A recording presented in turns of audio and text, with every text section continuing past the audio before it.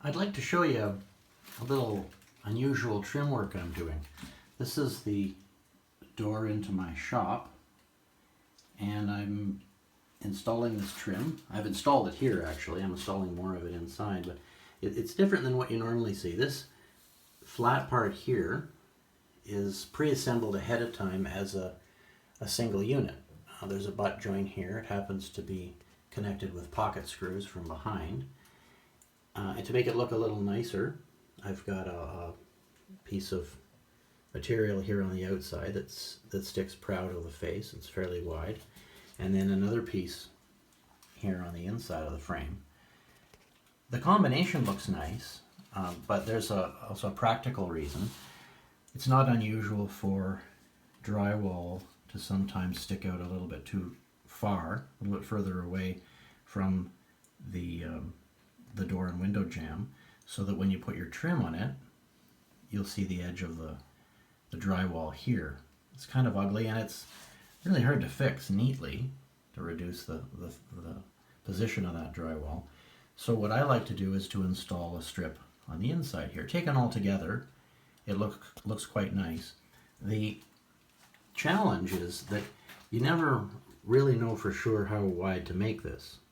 I mean, if you're making this inner strip wide enough to cover some of the drywall edge that's on this side, it's going to have to be a certain height. But then if you run into another frame in the job where the drywall isn't proud of the frame, then your piece of wood here is too wide. It sticks out too far and it looks kind of funny. So I'm going to show you what I mean by that, and a small router jig that I've made to fix this problem quite easily and very accurately.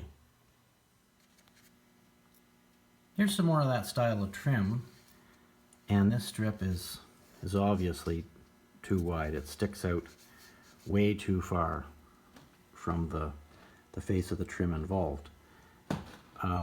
Because the exact position of the trim varies a little bit depending on how the drywall went on in relation to the window frame, you can't necessarily cut this properly before you install it. But I've got a little handheld router jig that mills the width of it, so it chews down the face of it in place after the fact, making the clearance and the protrusion just right. So here's the jig. You can use this, you can make this on any small handheld router. There's really nothing much to it.